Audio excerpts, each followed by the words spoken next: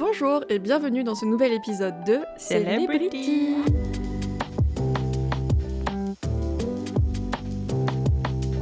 Aujourd'hui, nous allons vous parler d'un nouvel artiste. Alors oui, c'est encore moi et c'est encore de la K-pop et ça va un petit peu se calmer après. C'est Estelle qui prendra le relais sur les artistes de K-pop sur la fin de l'année. Ne vous inquiétez pas. C'est vrai. Aujourd'hui, je vais vous parler de mon membre préféré d'Enhypen, qui n'est autre que Jay. De son vrai nom, sans l'écorcher si possible, parce que j'en ai tellement pas l'habitude de l'entendre que je n'ai pas l'habitude de le dire, qui est Park Jong-song. Pour l'anecdote, je l'ai noté pour toi, Estelle. Jong-song, ça veut dire collecter les étoiles. Oh, il a un très bon nom. Qui est donc né le 20 avril 2002, qui fête aujourd'hui ses 24 ans. Et c'est marrant parce que tu vois, en l'écrivant, j'étais en mode « Ah, on a le même âge !» Dans ma tête, je suis bloquée. Non. À 24, j'oublie que... On fait 26 cette année. Dinosaures que nous sommes. Jay, qui est membre d'Enhypen depuis sa création en 2020, qui est coréano-américain, donc qui est né à Seattle et qui a déménagé en Corée à 9 ans. Je vais essayer de pas trop me répéter par rapport à l'émission. On fait des émissions, carrément. Oh, waouh. On upgrade. Je vais essayer de pas trop me répéter comparé à l'épisode de Jungwon, mais forcément, c'est le même groupe, ils ont le même background, et donc pour expliquer un petit peu d'où vient Jay, je vais être obligée de répéter des trucs. Donc, il a forcément fait l'émission de télé-réalité qui s'appelle Island, avec l'intégralité des membres d'Enhypen, et avant ça, il avait fait 3 ans de training. Je la refais ici, mais je la fais courte. Comment est-ce que j'ai découvert Enhypen et du coup, comment est-ce que j'ai découvert Jay? Je suis obligée. Enhypen, j'ai découvert avec un reel de Nicki qui reprenait une danse de Jennie. Je sais que c'est la porte d'entrée de énormément d'Enjin parce que vraiment, il y a du monde qui répond qu'ils ont découvert Enhypen comme ça. Et à partir de là, j'écoutais déjà un peu leur musique avant, mais sans trop connaître le groupe qui était derrière. À partir de là, j'ai commencé un petit peu à regarder des interviews qu'ils ont fait, les N O'Clock, etc. Blablabla. À l'époque, je me souviens pas que Jay m'ait marqué plus que ça. Je n'ai aucun souvenir de lui, que ce soit en positif ou en négatif. Donc je ne peux pas dire quelle a été ma première impression de lui. Et quand j'ai regardé Island, du coup à la continuité de toutes mes interviews, parce que quand je digue un groupe, je digue le groupe du début à la fin. Oui, c'est un point commun que nous avons. Et donc j'ai regardé Island en juillet de l'année dernière, et c'est là que j'ai remarqué Jay. En même temps, j'ai envie de dire comment ne pas le remarquer. Dans Island, c'était vraiment genre le personnage principal. Il fait un petit peu de bruit, juste comme ça. Et c'est à partir de ce moment-là que j'ai commencé à faire un peu plus attention à lui, du coup, dans les contenus Enhypen que j'étais en train de regarder. Ce que j'ai aimé de lui, dans Island, le premier truc qui m'a un peu fait... réagir en mode il existe entre guillemets, prendre connaissance de lui. Est-ce que tu sais ce que c'est? Je sais pas si on en avait parlé ou pas, mais est-ce que t'aurais une idée de ce que ça pourrait être? Pourquoi j'ai juste le Reels où il chiale? En vrai, c'est grave ça. C'est vrai.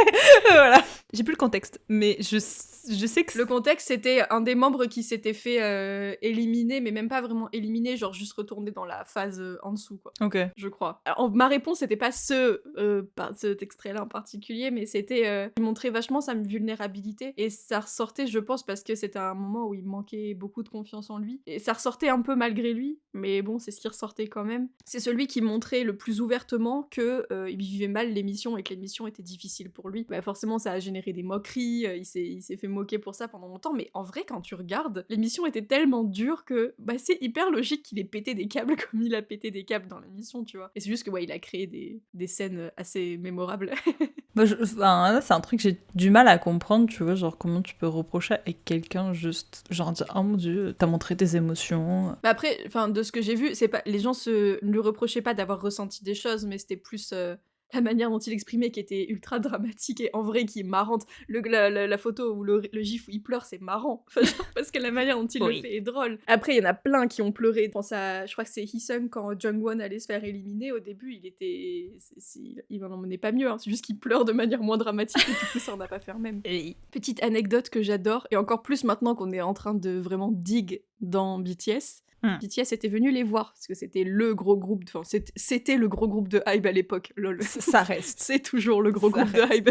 Et du coup, les Islanders pouvaient leur poser des questions. Jay, il avait demandé comment éviter les moments gênants. Et en gros, BTS, ils ont répondu que c'était pas possible que dans une carrière, t'aurais forcément des moments gênants. Et vraiment, maintenant que je suis en train de les découvrir, genre, je comprends qu'il aurait répondu ça. Non, vraiment. Il me sidère. Oui, mais vraiment, ils sont terribles. Je les adore. Jungkook qui lui avait dit en gros que le fait d'avoir posé cette question dans le futur, c'est ça qui lui foutrait la honte. Mais surtout, je trouve le vrai conseil que lui avait donné Jin, c'était que il faut apprendre à les apprécier. Et comme ça te stresse plus. Genre, tu sais que ça va arriver et quand ça arrive, t'es en mode yeah, it's me. Et j'ai l'impression que ça, pour le coup, il l'a vraiment appliqué, Jay, parce que ça se voit dans les N-O'Clock, ça se voit dans tout ça. Il est en mode oui, je me tape la honte, mais d'un côté, bah ça fait rire les membres et ça fait rire les engines et genre ça fait partie de la raison pour laquelle il m'aime. Donc allons-y. Amusons-nous. Puis tu le vois sur sa tête, je trouve qu'il a cette tête dès qu'il fait une connerie et il sait que ça va lui porter préjudice, il fait son. Putain. Genre tu vois sur sa tête en mode merde. Oui.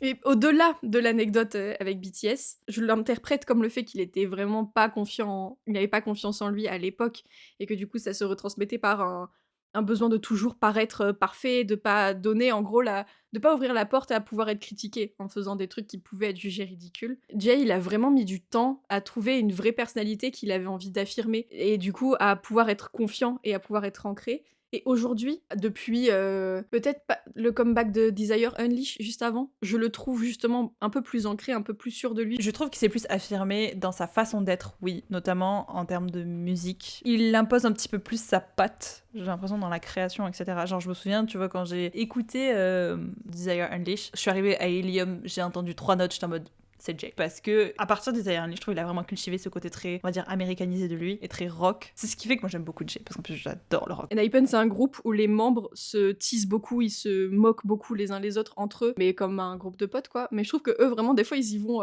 fort. Ouais. À tel point que, genre, chill. Ouais, genre, pour le coup, genre, pour avoir suivi pas mal Seventeen, ce teaser, il va pas mal. Et parfois, chez N.I.PEN, il y a moins ce côté brotherly qu'il y a chez Seventeen. Et qui fait que chez N.I.PEN, parfois, je suis en mode, mais ça, c'est juste méchant, en fait. Alors que chez Seventeen, tu sens qu'il y a vraiment un côté très brother, et même si c'est bully, c'est bully brother, tu vois. Il y a une différence d'âge aussi qui fait que ils sont plus matures, Seventeen, dans un sens. Oui, mais c'est vrai. N.I.PEN, je pense que la moyenne d'âge, ça doit être 21-22 ans, quoi. Ah, bien sûr. Si tu fais la moyenne de tout le monde. Enfin, surtout maintenant qu'il y a plus de... Enfin, que Jay, c'est le plus vieux, ça va. On est lourde.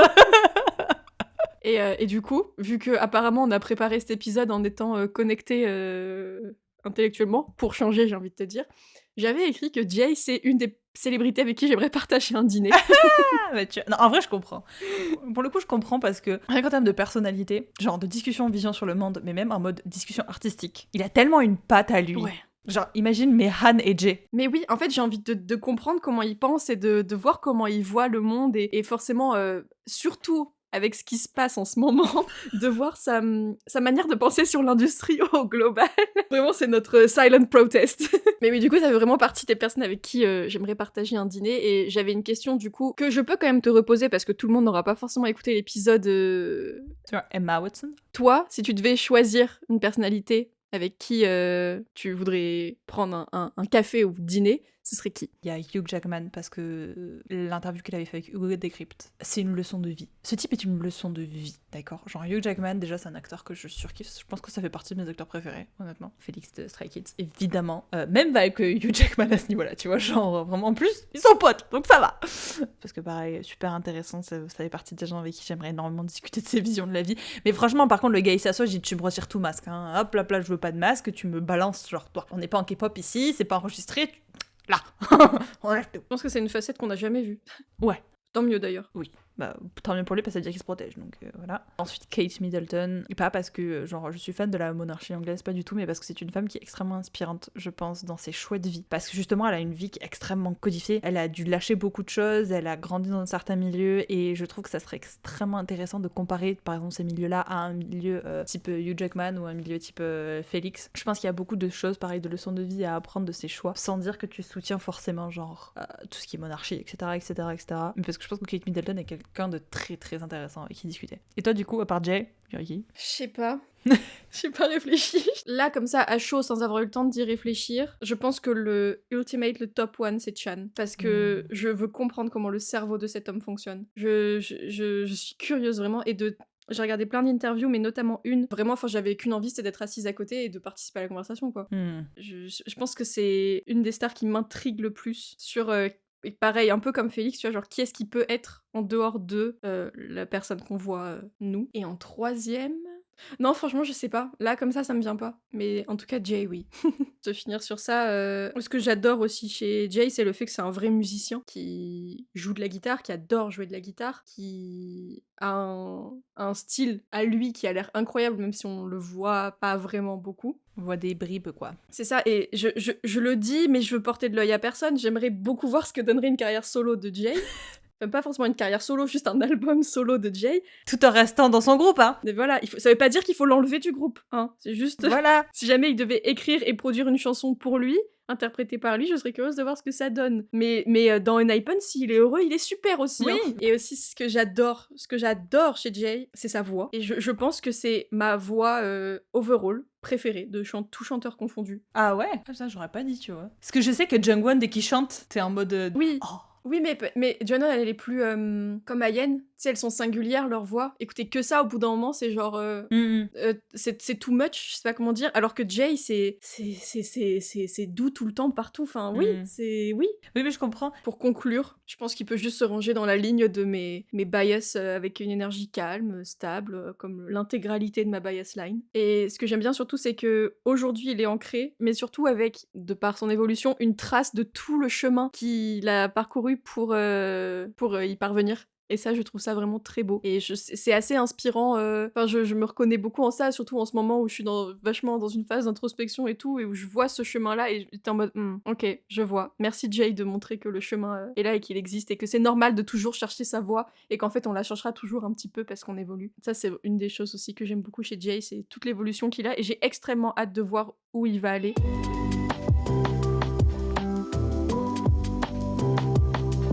On va passer au jeu. Ils ont fait énormément de covers, Enhypen. Je t'en ai sélectionné 3 pour que tu me dises dans laquelle est-ce que je préfère Jay. Je pense que tu les as toutes les 3 écoutées. La première, c'est Demons de Imagine Dragon. La deuxième, c'est Bruises de Lewis Capaldi. Et la troisième, c'est Say You Won't Let Go de James Arthur. Tu préfères Demons? Je préfère Bruises. Il l'a fait pendant je pense que c'était un de leurs concerts. C'est une chanson qu'il reprend tout seul. Et genre, j'ai vraiment extrêmement envie, une fois dans ma vie, avant que quoi que ce soit se passe, d'entendre Jay chanter en live. S'il vous plaît, je veux l'entendre. C'est-à-dire qu'on va se battre pour les places de concert de l'année prochaine, nous sommes d'accord. N'enlevez pas Jay du groupe avant, s'il vous plaît. D'accord. Ouais. Deuxième question. Même question que sur l'épisode de Jungwon. Est-ce que tu sais à quelle place il a terminé dans Island à la toute fin, le dernier classement final? 5? Deuxième. Ah, je suis contente. Genre, j'ai dit 5 en mode, bon, j'espère pas que ça soit 5. Il a fini deuxième juste derrière Jungwon, en fait. Ce duo, je les aime. Et ensuite, est-ce que... Alors, il a composé pour plusieurs musiques de Enhypen, mais il y en a une que j'aime particulièrement, et j'ai découvert, en préparant cet épisode, que c'est lui qui avait écrit les paroles. Est-ce que tu sais de quelle musique il a écrit les paroles? Je crois que l'album, c'est Orange Blood. C'est Sweet Venom? Oui, c'est Sweet Venom.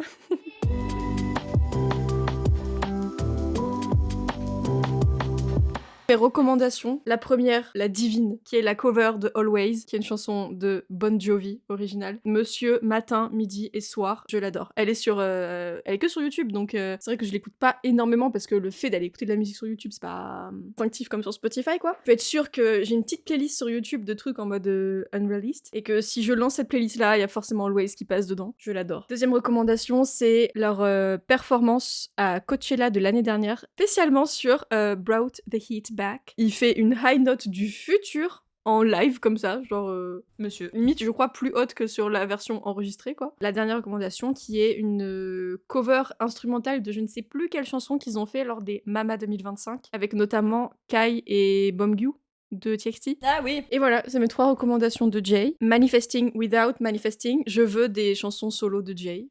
Sans qu'il quitte Enhypen. Je veux voir ce que ça donne. Mais dans tout le bonheur de sa personne. C'est-à-dire que si pour lui, il faut qu'il s'en aille pour le faire et qu'il est heureux, ça me va. Mais s'il veut rester dans Enhypen et qu'il veut pas le faire, c'est pas grave, je m'en fiche. Je veux surtout avant tout qu'il soit heureux. Oui. Mais je veux aussi écouter des trucs solo sans forcément le virer. Bref.